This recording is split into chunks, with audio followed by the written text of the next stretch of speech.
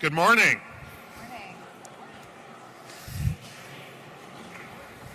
Let's try that again. Good morning.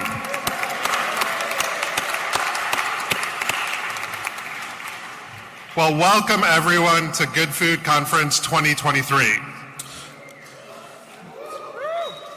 The theme of this Good Food Conference is the path to 2030, as you can see behind me, focused on how alternative proteins can be solutions to critical challenges facing the world. We do so eyes wide open about the scale of the challenge in front of us, how we feed 10 billion people in a world where meat demand is soaring, how we build a more sustainable and just food system for people, the planet, and animals.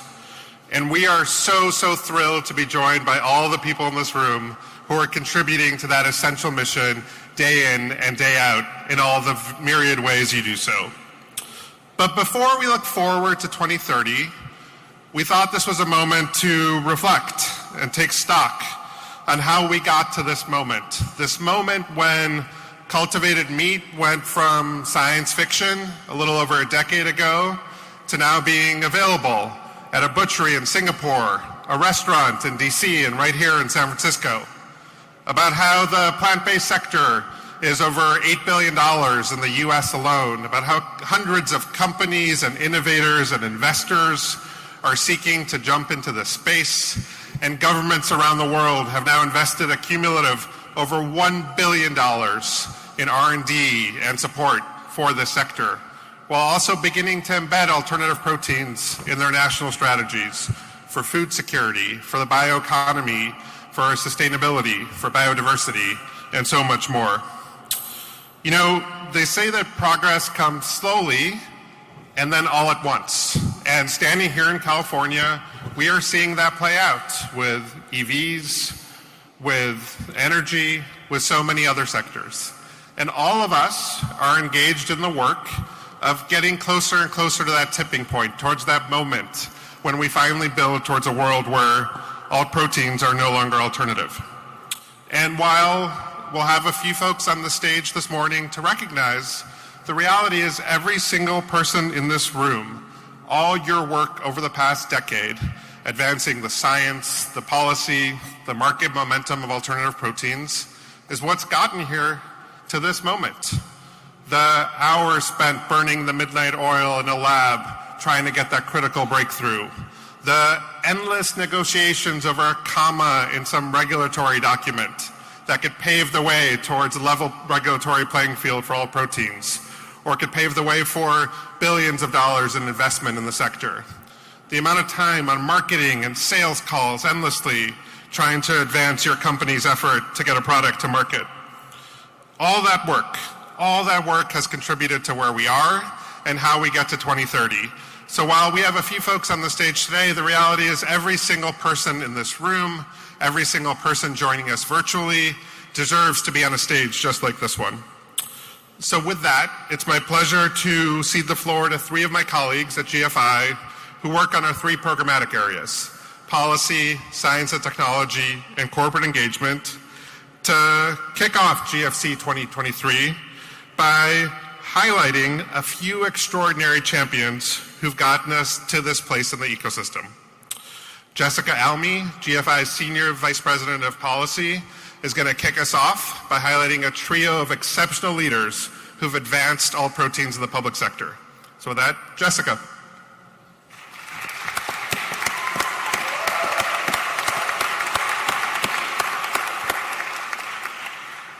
Thank you all for joining the Good Food Conference. You're here because you care about alternative proteins. Some of us are motivated by the promise of alternative proteins to free up land and water, bringing back wild spaces and reducing climate emissions. Others see these foods as important tools to make our supply chains more resilient to erratic weather and disease outbreaks. Still others see how alternative proteins can diversify agriculture, create jobs, and maximize consumer choice in the supermarket. Key to realizing each of these benefits is ensuring consumer uptake. Right now, alternative proteins comprise only a tiny proportion of the overall meat market. It's in all of our interests to drive advancements in alternative proteins to provide more tasty options to consumers at lower prices.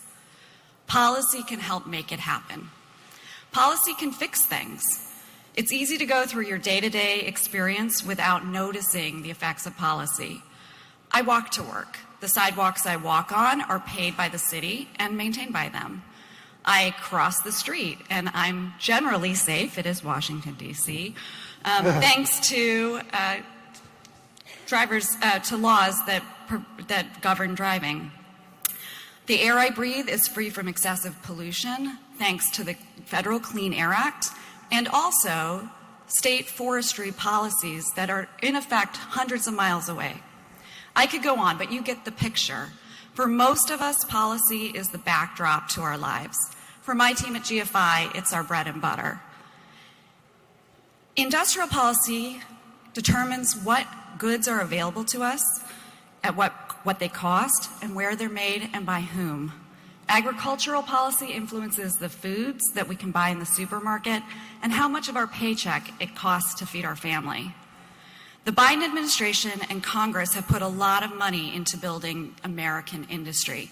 Take semiconductors, for example, to provide American jobs and to preserve American independence in the global economy. They're also increasingly turning their attention to the bioeconomy, a broad term for economic activity using biotechnology and biomass in the production of food and other goods. But it's not a Democrat issue. The Trump administration also prioritized the bioeconomy. Much of the global know-how for the alternative protein sector is here in the United States, and we have good reason to keep it that way. Here's how policy can help. To get us to a future where alternative proteins are plentiful, readily accessible, and affordable, policymakers need to do three things. First, they need to invest in alternative protein research. Second, they need to develop the workforce for alternative proteins. Here in coastal cities like San Francisco, yes, and also in rural communities where opportunities can be scarce. And third, they need to ensure that all the advantages that are available to traditional agriculture are accessible to this industry to create a level playing field. We are here this morning to recognize the policymakers who are leading the way on these issues. These are the people who care how the metaphorical sausage is made in Capitol Hill because they care about how the literal sausage is made in Eustis, Nebraska, Elgin, Texas, and hundreds of other communities across the country. I'm delighted first to recognize Representative Rosa DeLauro of Connecticut. In her previous role as the United States House Appropriations Chair, and in her current role as ranking member of the committee, Representative DeLauro has championed alternative proteins as a critical part to addressing societal issues alongside regenerative agriculture. Her tenacity has resulted in millions of dollars of funding for alternative protein research in the United States Department of Agriculture. When I think of Representative DeLauro, I'm reminded of how far we've come. When I started working on these issues 6.5 years ago, we were thrilled to have alternative proteins be a footnote in a government report. Now Representative DeLauro and her colleagues are directing significant funding to USDA labs across the country that are finding answers to critical questions facing the industry, such as how to improve the texture and nutrition of plant-based meat, and how to use machine learning and artificial intelligence to accelerate development of new crop feedstocks for alternative protein production.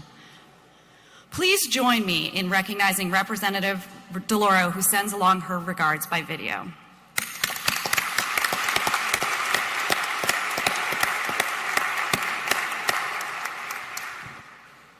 Hello, everyone. It's an honor to be joining you this morning.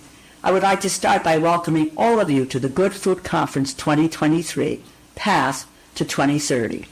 To those joining in San Francisco and those joining us online, thank you for attending this essential conference on advancing alternative proteins, a topic of great importance to me.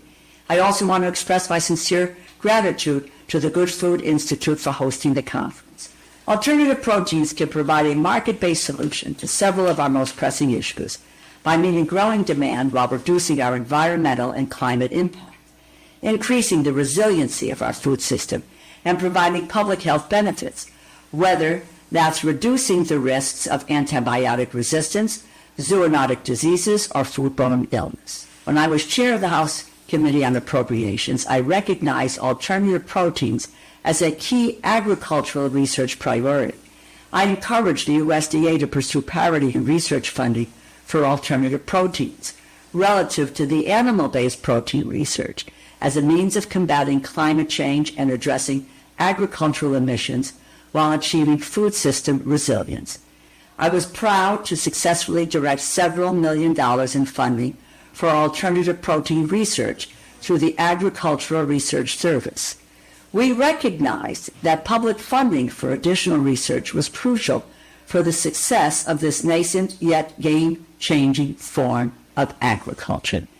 And I was pleased to see the USDA fund the creation of the National Institute for Cellular Agriculture at Tufts University, the nation's first cultivated protein research facility, and an important advancement in research and science for the industry.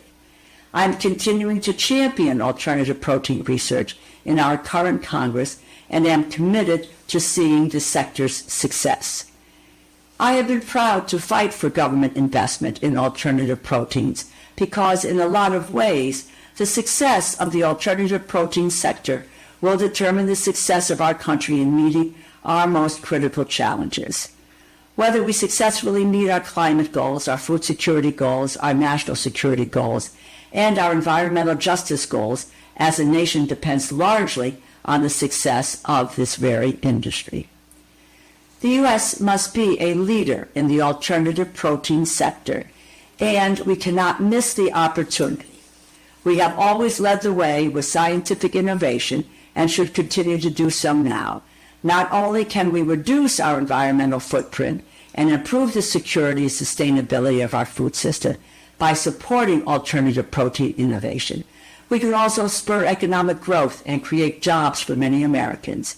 If we can get these products to scale as affordable, nutritious options for households and communities, we can also respond to our nation's hunger crisis, which currently affects more than 30 million Americans, or 1 in 10 households.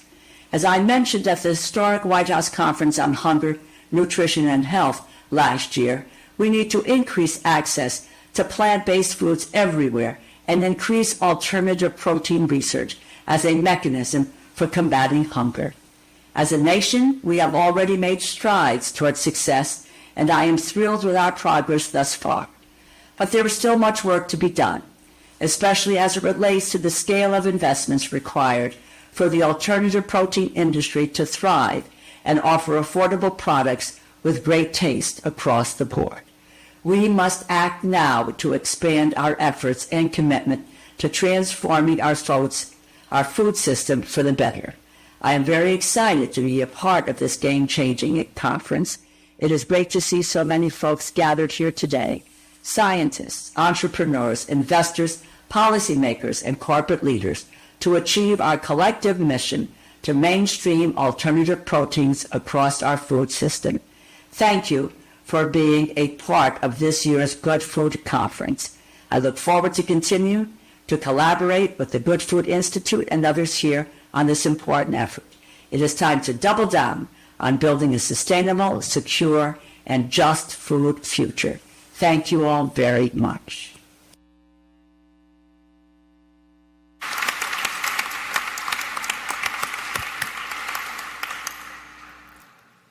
I'm delighted next to recognize Deputy Undersecretary Sonnabeg. She served the U.S. Department of Agriculture under 2 presidential administrations. In between, she was Chief of Staff of an international nonprofit organization you may have heard of, the Good Food Institute. Under her leadership as Deputy Undersecretary, Research, Education, and Economics, that's the science enterprise at USDA, is focused on increased support for underserved communities and strengthening partnerships with minority-serving institutions, advancing precision nutrition, and positioning agricultural transformation to fight the climate crisis.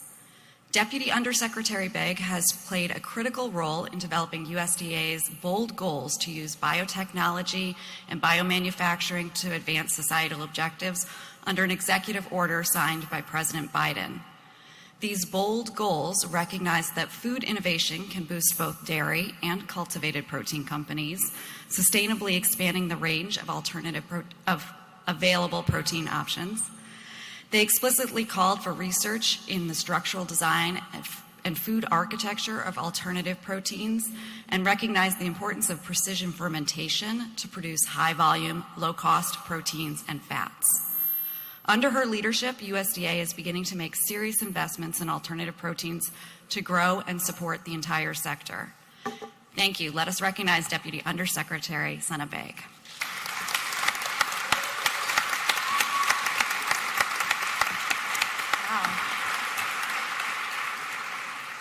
Good morning.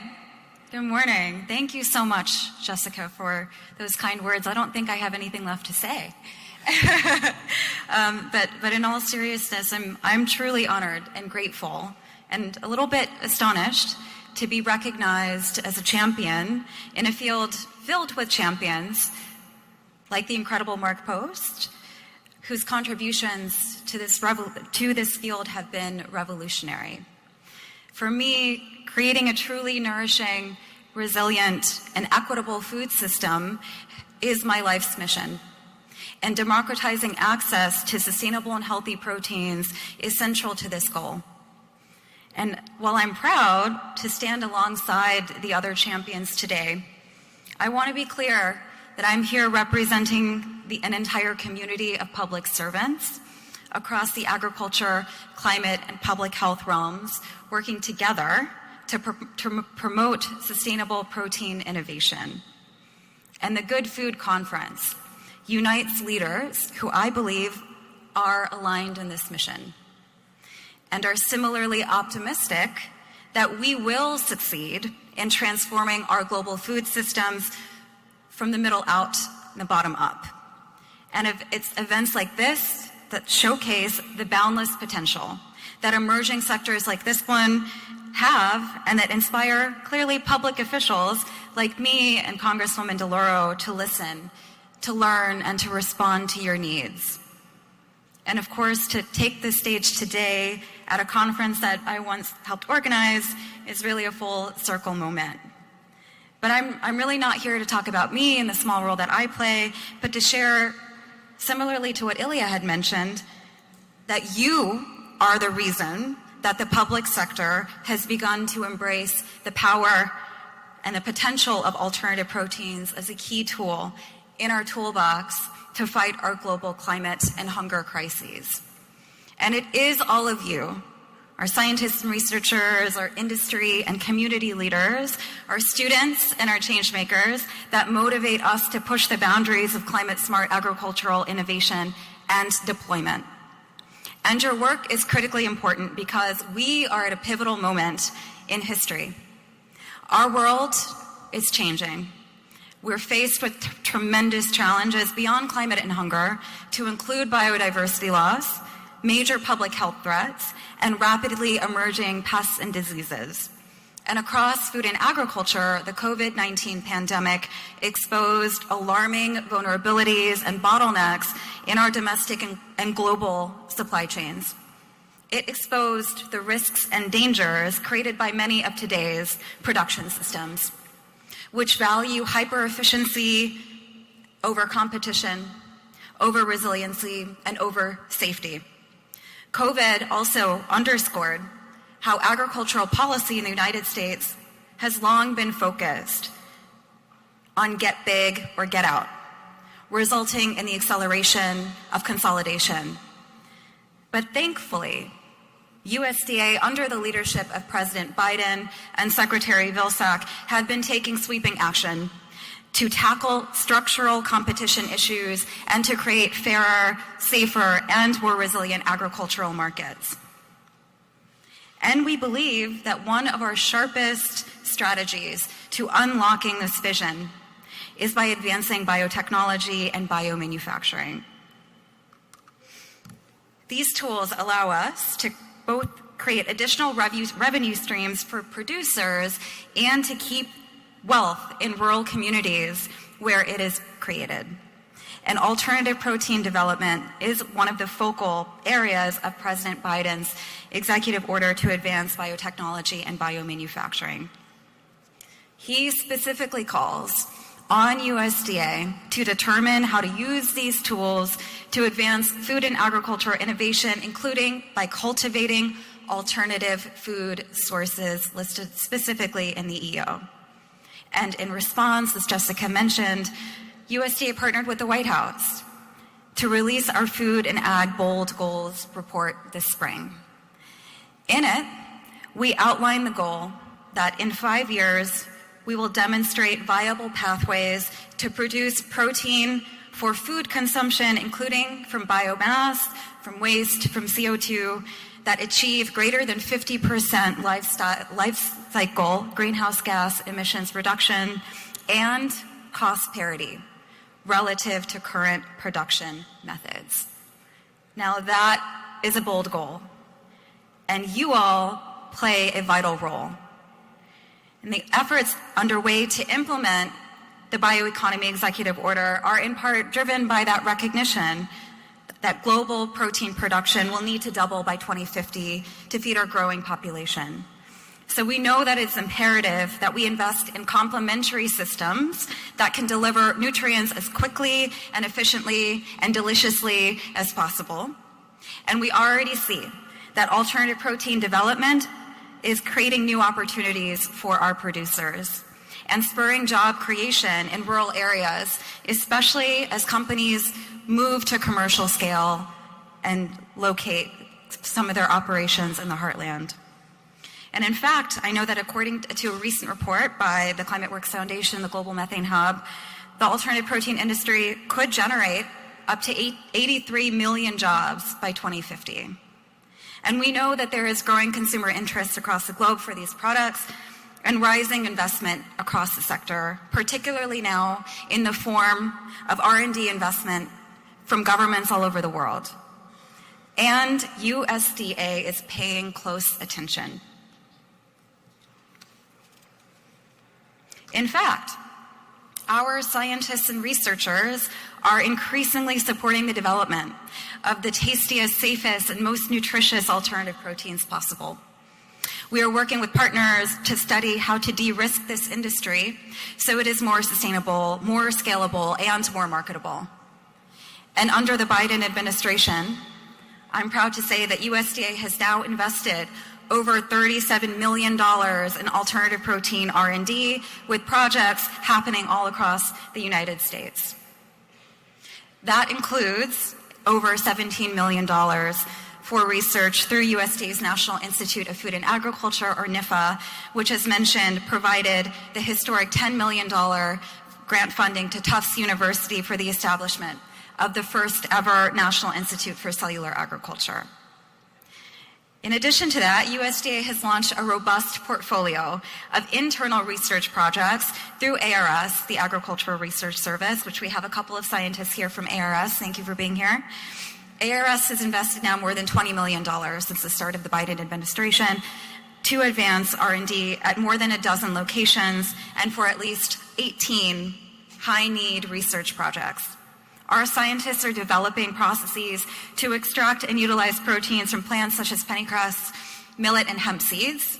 They're also researching the best methods for protein isolation to achieve optimal functionality, as well as exploring consumer thresholds for off flavors and textures in alternative protein products. ARS, as mentioned, is using machine learning and AI to strengthen the foundations for AI-powered protein and engineering across all of agriculture. And these are just a few examples of how USDA Science Enterprise is supporting the acceleration of this sector. And of course, I would be remiss if I didn't mention on the regulatory front that USDA has made tremendous progress in establishing a fair and transparent path to market for these novel foods. This summer, the Food Safety and Inspection Service issued the first 3 grants of inspection to companies producing cultivated poultry products Upside Foods and Good Meat are now selling chicken cultivated from real animal cells to consumers in the United States. This is a watershed moment for the industry and an exciting preview of the future of food in America. We will build on this milestone by continuing to push the scientific boundaries of possibility for plant-based and for cellular agriculture. We will continue to advance opportunities for U.S. producers to meet the global demand for sustainable proteins, and we'll work on increasing demand for these products through new discoveries that improve their taste, that improve their price, and improve their nutritional value. We will support the biomanufacturing needs of the industry as we look ahead to greater commercial scale production, and we'll work with industry leaders and those of you in the room represented today to harness the power of alternative proteins to create a brighter future for everyone. So thank you again for this incredible recognition. Thank you so much for your time today. Thank you, GFI.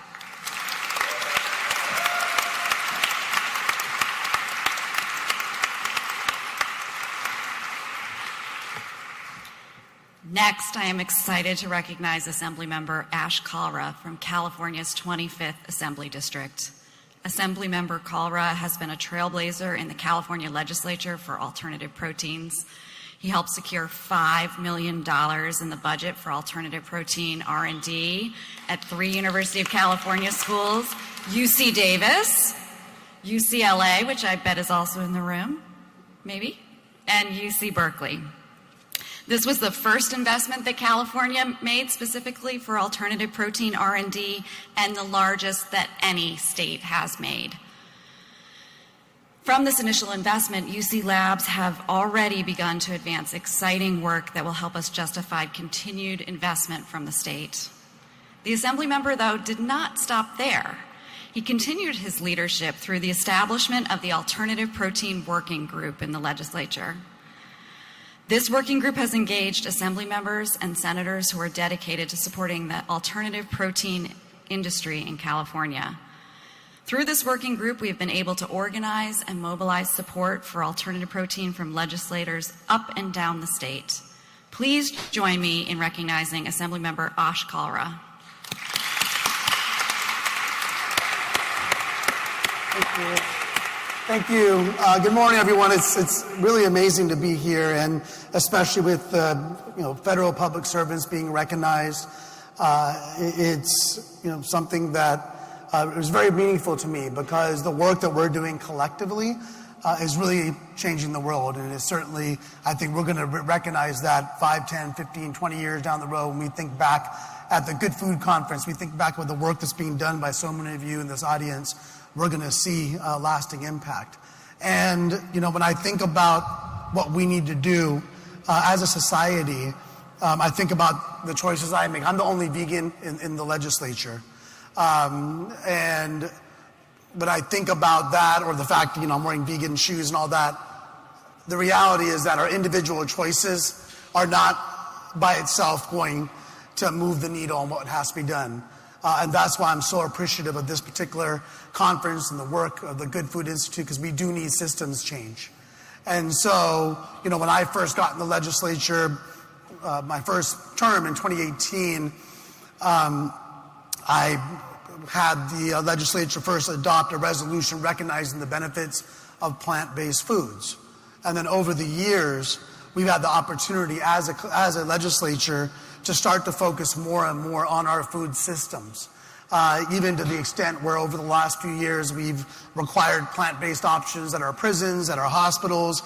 We've invested over $100 million for schools to have more nutritious and plant-based options in our schools for our children, and $600 million for infrastructure in our schools, because the kitchens in our schools have been designed for processed foods. And we have to kind of reverse engineer that for our children. But I think what we're seeing now, and certainly under the Biden administration, we're seeing it under the Newsom administration here in California, particularly in terms of combating climate change, is that we're recognizing that we're not going to be able to have any kind of significant change without government being invested and involved and supporting, especially those of you in the private sector who are, really taking a lot of risks in this nascent industry, the academics that are really trying to inspire the next generation of leaders to do the right thing. And so if you look at, for example, the electric vehicle industry, it would not exist the way it does right now without California. And without California investing so many billions of dollars to encourage not just the research, but individual market decisions, and to the point now where people aren't feeling like they're giving up something when they get an electric vehicle. In fact, they're getting a lot in many cases, just like we saw with the solar industry. That's where we have to go with alternative protein, where people recognize they're doing the right thing, but they don't feel like they're giving up anything in terms of quality, in terms of taste. In fact, they'll be getting a lot more than what they're getting right now with our current meat and dairy industry.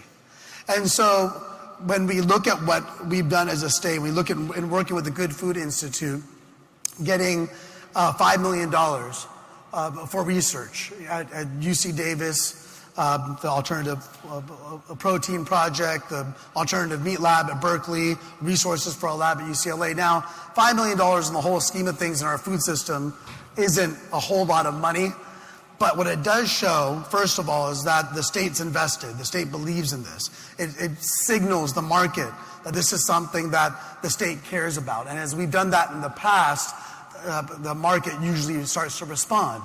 It also, as I mentioned, inspires a next generation of leaders that are going to school at these UCs that have the opportunity now to learn and to consider what their choices might be in their career moving forward as well. It also has the opportunity to educate. One thing that I do a lot, and again, working with GFI and other organizations, a lot of really great plant-based and cultivated meat companies, is educate my colleagues as to why it's so important for California to not just invest, but to continue to invest and grow our investment. Not only do we have dozens and dozens of companies leading the world here in California, in addition to our research universities, we also have a market that is really, we're becoming the fourth largest economy in the world here in California. And so our market choices make a big difference. I had a bill that banned the little shampoo and conditioner bottles. That's now becoming practice around all of North America, because California alone used to put 500 million of those in hotel rooms and they were not recycled. But when we banned the testing, the sale of cosmetics that tests on animals, that changed the industry internationally. When we banned the sale of fur, that changed the industry internationally. So we know that a state, especially a state the size of California with our economy, that when we make these choices, we have a huge opportunity to change behaviors, to change investment patterns, to change public sentiment. And so getting my colleagues to understand, especially the climate change impacts, as well as the economic impacts, how many jobs we're going to create for their constituents, how much we can grow our economy, it really starts to resonate with so many of my colleagues. So over the years, we've had the opportunity to look at different legislation. One piece of legislation we're still working on with GFI is helping small family farms transition from meat and dairy to plant-based. Because even if plant-based would be more profitable for them, that transition cost is enormous, especially if they've been a legacy cattle rancher or a dairy farmer. Helping that transition is something that I think the state is in a prime position to do. And so we're going to continue to work on that. I have a resolution right now calling on the federal government to sign on to the plant-based treaty internationally. And one of the things that's happened just in the last 5 days, which is huge, is on Thursday we passed SB 253. That bill would require every company with over $1 billion in revenue to actually publicly note and put out there for public consumption Scope 1, 2, and 3 emissions. So not just the direct impact companies have on emissions, but the indirect as well. That means supply chain, value chain, not just whether they have a recycling program or solar panels in the parking lot, but what their actual impact is on emissions. I think that is groundbreaking, and the governor in New York, at Climate Week in New York, just announced he's going to sign that bill. And what that does for the alternative protein industry is huge, because we already know the climate impacts of the meat industry. We already know that 40% of the land in the continental U.S. is used for meat production. And so when those numbers come out, it's going to be a huge boost to alternatives. It's going to be a huge boost, as mentioned, Upside Foods. I had the opportunity to eat, I hadn't eaten chicken in years. And I ate chicken at Upside Foods a few months ago, and it tasted like chicken. And and they're about to open a plant in Illinois to start actually manufacturing to scale. But I think what SB 253 does, it puts us in a position once again as a state to be global leaders, to actually show what corporate impact is happening, what kind of corporate impact and how it's influencing and impacting emissions. And so I'm very excited about the next few years ahead. I think that with all of you in this room, with the brain power, with the passion, with the commitment, with the partnership with the Biden administration, the work here in Sacramento under the Newsom administration, and with the legislative, I got to tell you, our legislative colleagues are fired up on, especially with SB 253 being signed and other environmental measures. We're fired up about doing more and more in the environmental space in combating climate change. But I think that we still have a lot of more room to go in supporting alternative protein research, supporting companies that want to grow here in California, and supporting growing the market of consumers that are looking at plant-based and alternative proteins. And so I'm just so grateful to be part of a community that gets it, part of a community that understands that our current food system is unsustainable and that we need to be aggressive and passionate about moving forward and making sure that all of you are successful in what you're doing. Because if you're all successful, not only is that good for the animals, it's good for the planet, it's good for our health, it's good for everyone. So I wish all of you success, and I'm very grateful for the recognition, but really it's a part of a partnership that we all share together. Thank you.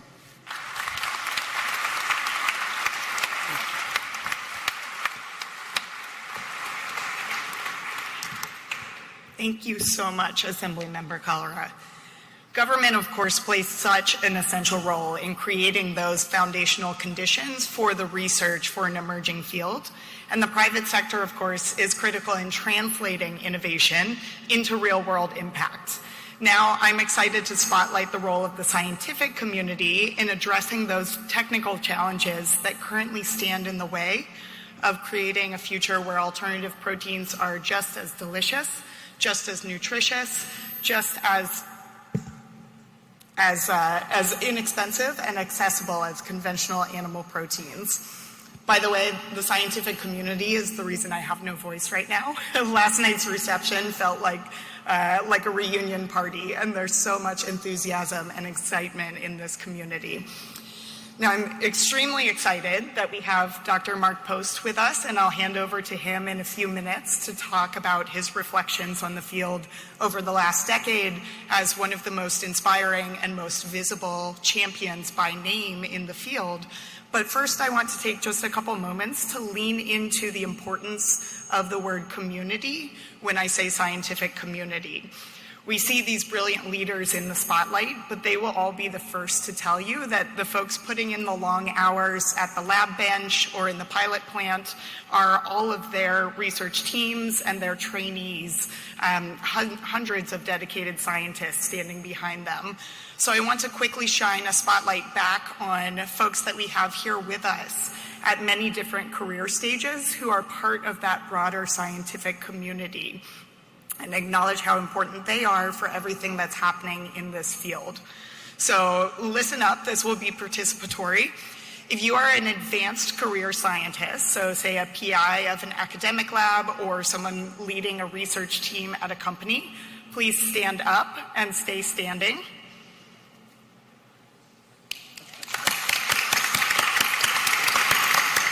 Stay on your feet.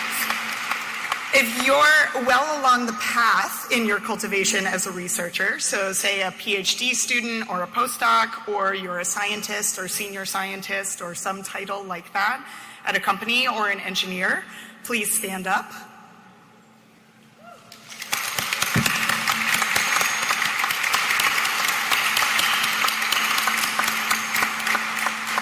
Stay standing. If you are an early career researcher or engineer and either just starting to work in the alt protein field or aspiring to work in the alt protein field, so I'll also invite anyone who's here as part of our alt protein project student community, please stand up.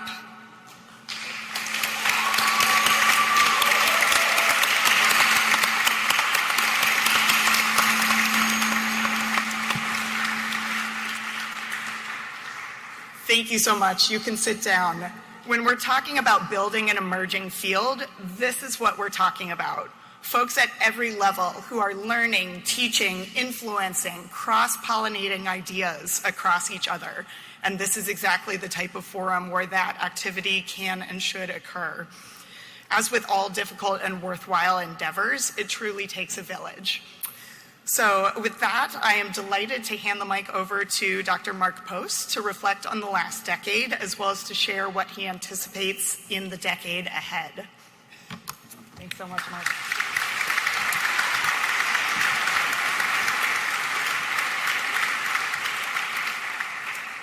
Thanks, Liz. This is working. Welcome, everybody. I first want to thank the GFI. 9 years ago, Bruce attended the conference that I organized in Maastricht. And at that time, I had no idea. He was, at that time, I think, directing a team of one. And I had no idea that it would grow to such a tremendous organization, not only in size, but also in impact. And this conference, of course, is a testimony of that. But there are so many influences of GFI, it's unimaginable. So thanks, Bruce, for having set that up.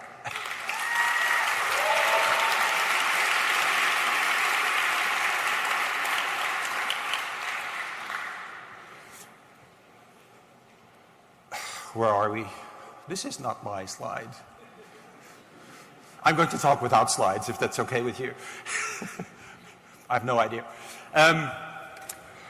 Right, I'm just going to wing it. So 10 years ago, indeed, we started to, we presented that hamburger in London, and that event was kind of born out of frustration. I think I've told many times this story. And we had no idea that it would spark a enthusiastic crowd like this for a long time to go. And a lot has been achieved in that time. Still a lot has to be done. One of the achievements, of course, is scientific. In the beginning, everything was it started with a scientific endeavor funded by the Dutch government in 2005. And it was a relatively small team, and they were all kind of developing technologies that would, what at that time we called in vitro meat, would lay the foundation for some of the technologies that we're using right now. And if you think about it, what has been achieved in those 10 years, we now have serum-free media, right? In the beginning, everything was with serum. A lot of criticism from everybody in the world. You know, yeah, fine, but why do you use serum to do this? So that was an initial endeavor. It's not rocket science, but it had to be done, and and still to this day, there are still people developing new sera. And I think this will, new media. And I think this will continue for a long time to go. The other thing that has happened is on the level of the cells. We started with primary cells. Now there are, and because at that time there were no, for instance, embryonic stem cells of cows or pigs. They are now available. iPSCs, not available for cows or pigs. They are now available. Immortalized cell lines. So a lot at the cell biology has happened as well. And then, of course, in the scaling up, in the bioprocess, a lot of things happened where initially this was obviously a very, very small scale, and then the traditional ways of scaling up cell culture in bioreactors for the medical field were kind of employed for this particular technology. And now we see a lot of developments in that too, where we hadn't envisioned that, let's say, 10 years ago. And they're also, in making these tissues and making these cell cultures, there are also materials involved. And today I still see a lot of papers being submitted where they use animal proteins that are not replicative and that are being used in the processes to develop cultivated meat.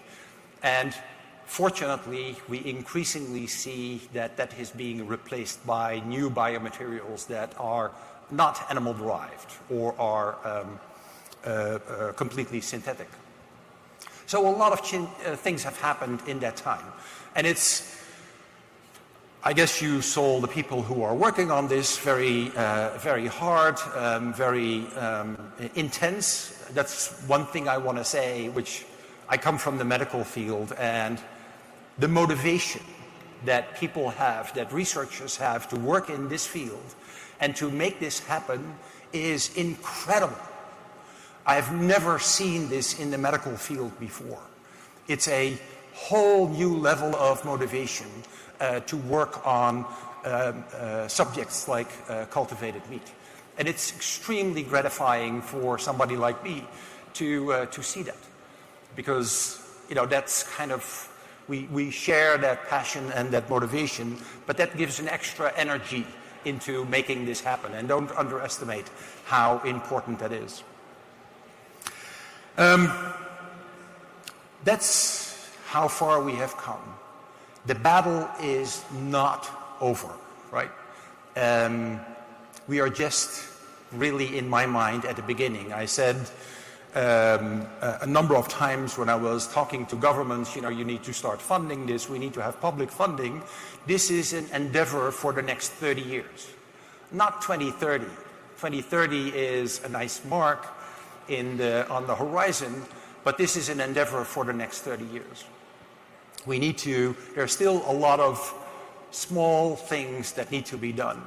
None of these challenges are insurmountable, there are just a lot of them. And you need to work very diligently to make that happen. Things need to become cheaper, scale needs to go up, indeed a lot of training needs to be done, of course. One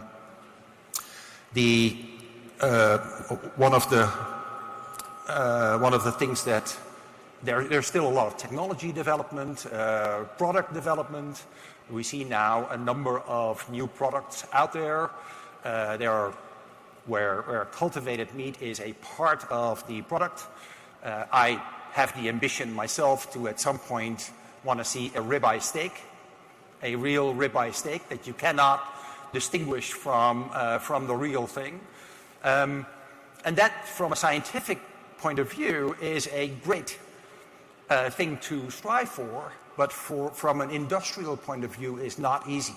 This will take quite a long time to get there.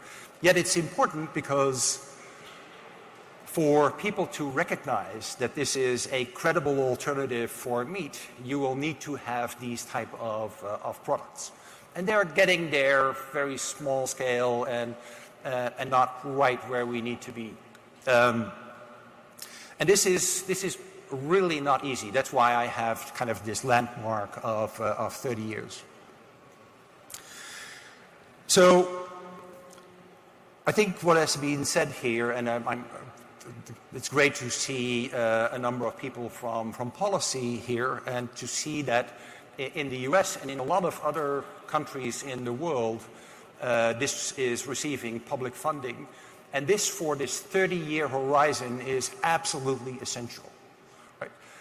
Because we see right now, let's not close our eyes for this. We now see a sort of leveling off, if not declining, interest from the private sector in investing in this.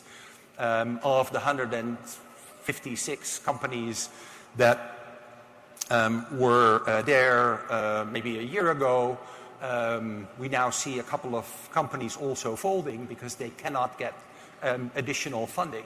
So we are really at a critical stage now where we need to increase our support, we need to increase our effort, and also increase our pressure on governments and public funding to continue this funding.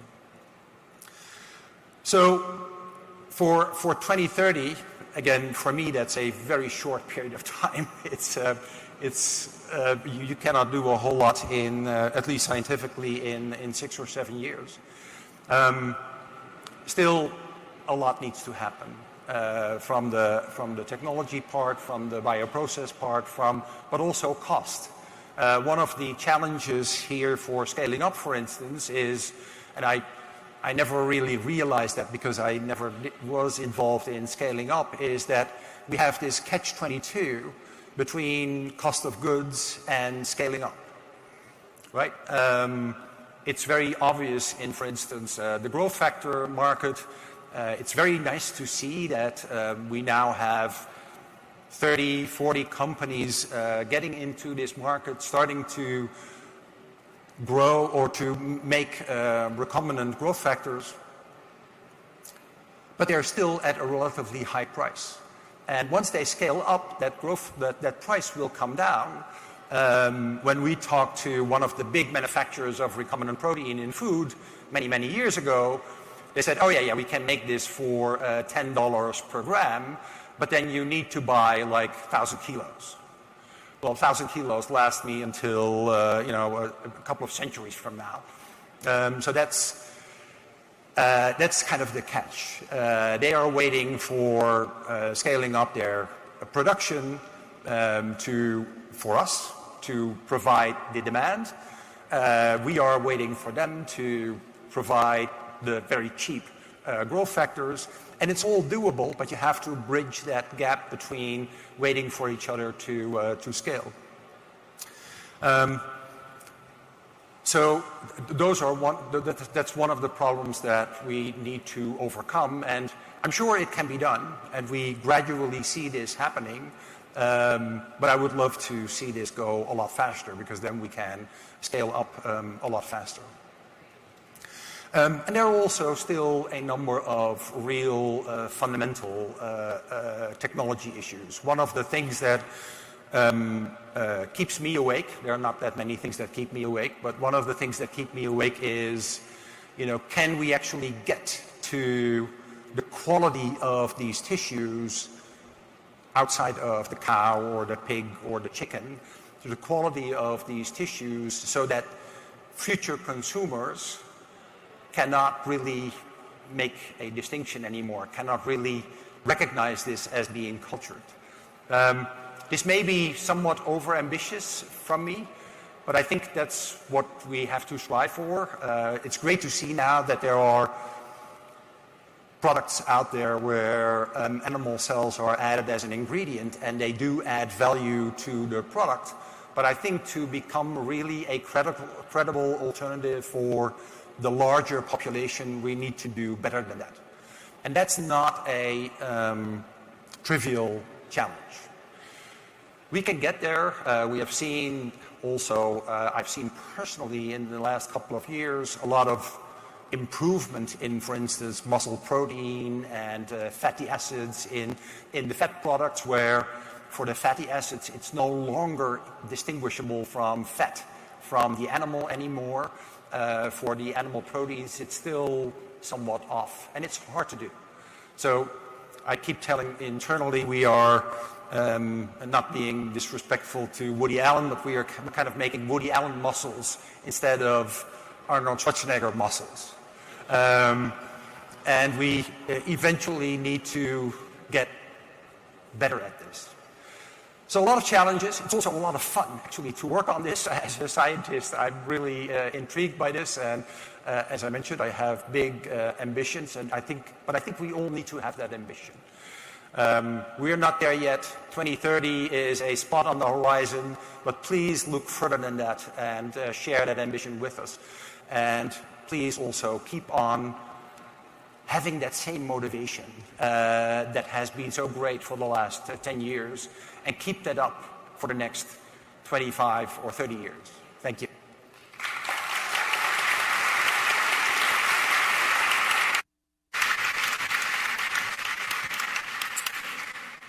Thank you, Mark. Congratulations on all that you've accomplished in the last decade, and we all look forward to seeing what the next one and beyond hold. So good morning, everyone. I'm Caroline Bushnell, the Senior Vice President of our Corporate Engagement team. So my colleagues and this morning's speakers brilliantly demonstrated the critical role of policy and scientific research in accelerating alternative proteins and moving us towards a more sustainable, secure, and just protein supply. As Jessica said, ensuring consumer adoption of alternative proteins will be essential to realizing the many benefits that this sector can provide. And those who are working across the private sector, including the innovators, entrepreneurs, investors, and business leaders in this audience, are helping to build the brands and the products that will ensure alternative proteins do not remain alternative.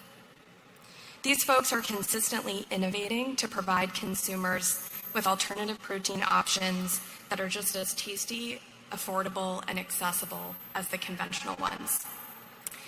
As Mark said, we need to innovate at a level not often seen.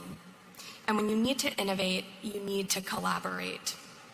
While the potential of alternative proteins is incredibly exciting and promising, success is not inevitable. An effective collaboration to organize and accelerate the industry is going to be critical to seizing the opportunity that alternative proteins present. And there are many groups here doing just that, from sharing best practices, open sourcing critical data and insights, aligning on category messaging and nomenclature, advocating for a fair regulatory playing field, and so much more. So I'd like to take this opportunity to acknowledge the US-based consortia in the room that are supporting the alternative protein sector. If you are a member of any of these groups, when you hear your organization named, please do stand up as I call them out.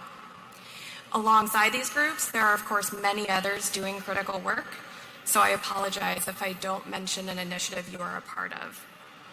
So with that, I'd like to recognize AMPS Innovation, the Precision Fermentation Alliance, stand up, yep, the Fungi Protein Association, the Plant-Based Foods Association, the Alliance for Plant-Based Inclusion, Tufts University Center for Cellular Agriculture Consortium, the Cultivated Meat Modeling Consortium, the Purdue Initiative on Convergent Manufacturing for Agriculture and Food Equity, ICAFE, and the University of Minnesota's Plant Protein Innovation Center.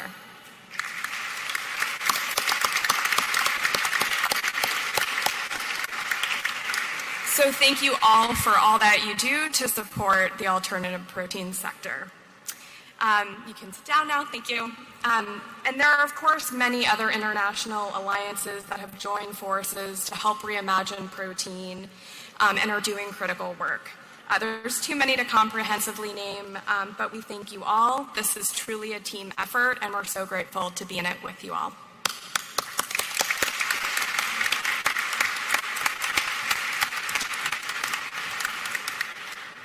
Wow, what an incredible set of champions on the stage, and wow to all the folks in this room today. Now, one champion you'll notice we didn't name here, but I want to acknowledge, is all the donors, the philanthropists, the investors, the funders who make GFI's work possible and who make all of this work possible, who provide the patient capital, who provide the investments to startups and innovators, and who help spaces like this and all of GFI's work around the world. So thank you. You know who you are, the funders, the donors, the investors who support this sector thriving all across the world. With that,